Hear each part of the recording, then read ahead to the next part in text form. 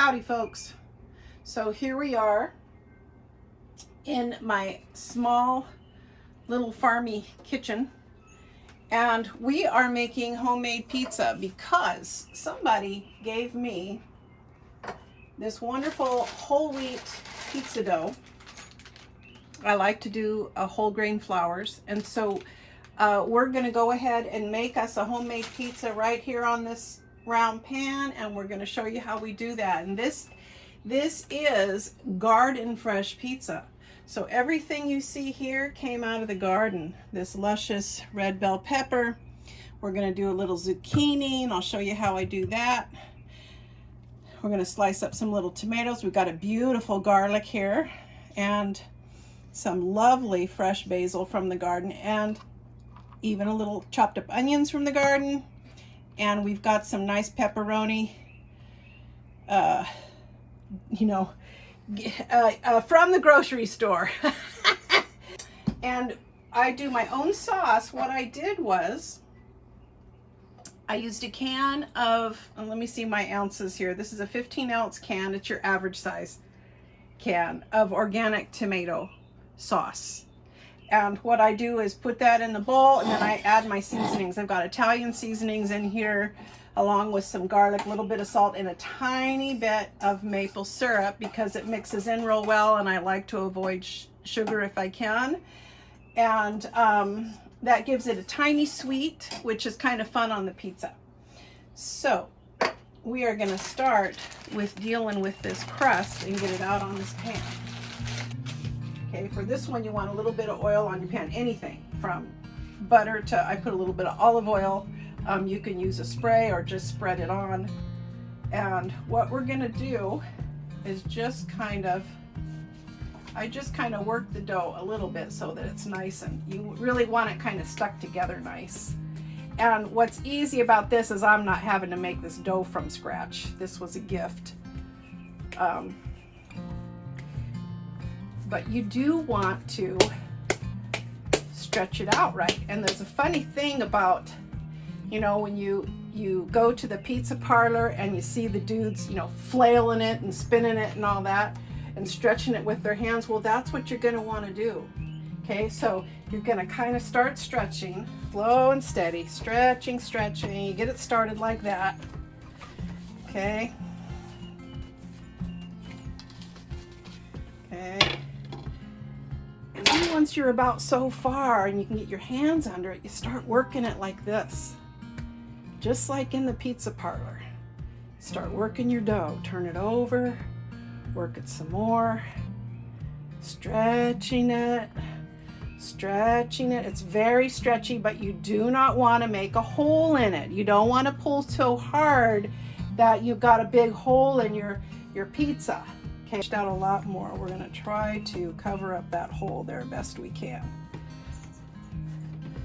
Okay, things got a little too thin there. See that? And I made that hole, and I just pushed it back together. So we'll just pray that stays how it is. So here we go. We're on now we've got our pizza fit in our pan. Now what I like to do before I put my sauce on is I like to take some of this Dan-O's. This is a seasoning that I got this one at Costco. I either like this or Costco's no salt seasoning. It's full of garlic and all kinds of other wonderful spices. A lot of them are Italian type spices. And they didn't have the Kirkland brand, so I wound up with Dan-O's. And this is also the same thing, really wonderful, but this one does have a slight saltiness to it. So you don't want to overdo it, but there's a lot of Italian seasonings in here, including garlic powder. And I would do just a little bit of salt. Gives it this really great little taste to your crust afterwards. Just a little bit, sort of spread around like that. And we're going to take our sauce that we have already flavored to how we like. Put some right there. You don't want to start with too much. OD on your sauces in your pizza, be too mushy and stuff. Okay, but you want to be not skimpy on it either. You want to be generous enough and get it all over out to the edges of your crust. Okay.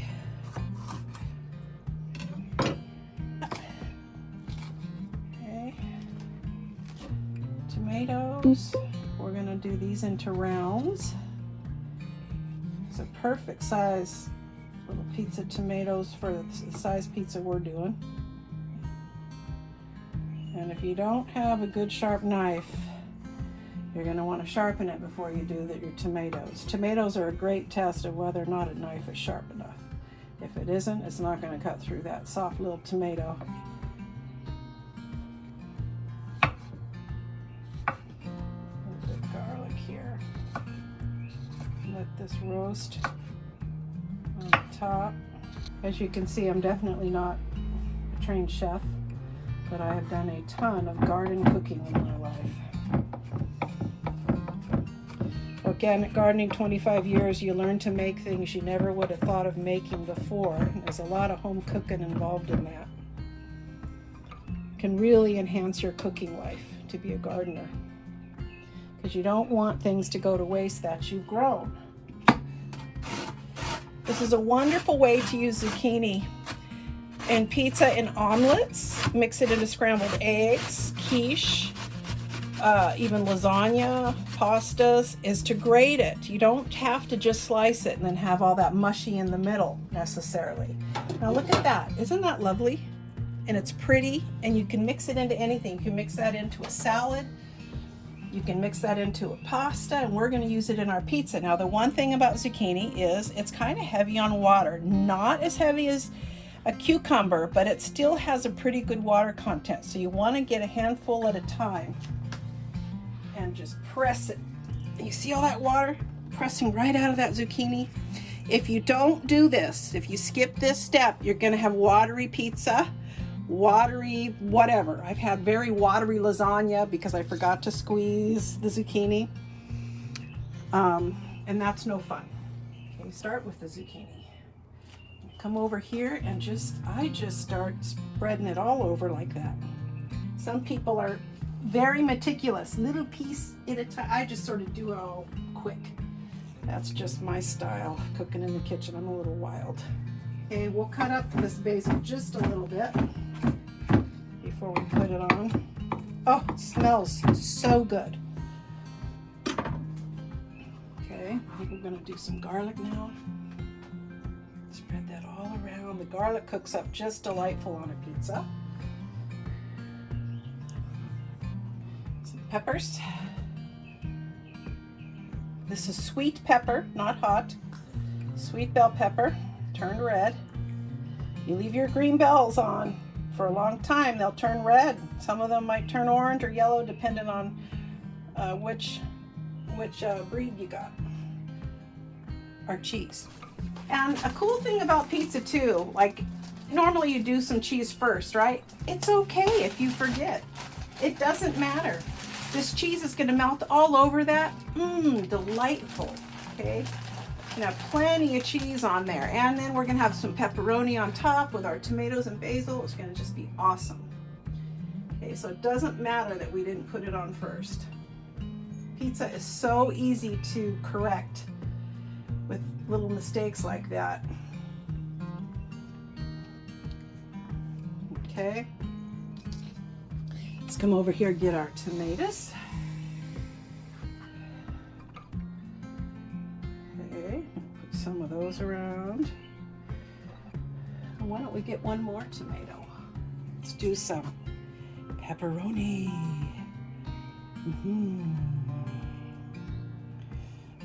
If you're vegetarian, skip this step.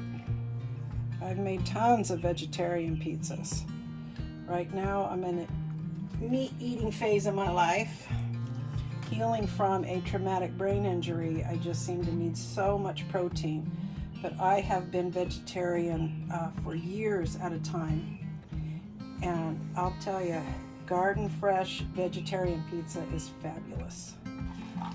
Let's extra spread. These were onions we had cut up for tacos that we had extra, so we're just going to use those. Normally I might not chop my onions quite so fine, but this is okay. Do our basil. Oh, yum. Smells so good. Oh, you guys can't smell it, I know, but trust me, it's delectable. Okay, and then here we've got homegrown oregano. I have harvested and preserved tons of oregano this year. So we're gonna use up a bit of that right in here. Yum, it smells so good. Okay, and put a little bit more cheese to top it off. Seal everything in there, kind of, you know, when it gets a little cheese on top, to seal it all in. Melt it together, just goes perfect. Okay, so our oven is ready at 400 degrees. And we are now going to put our pizza in.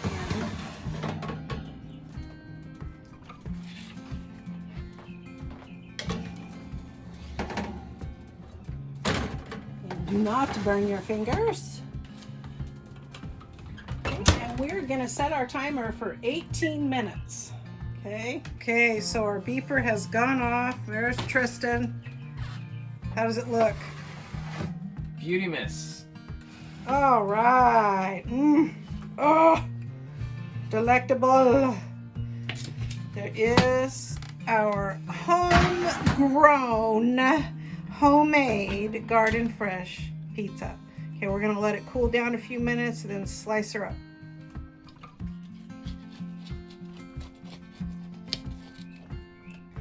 All right.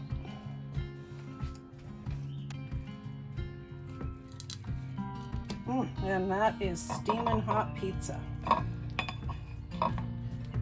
Okay, there we go. Bon appetit.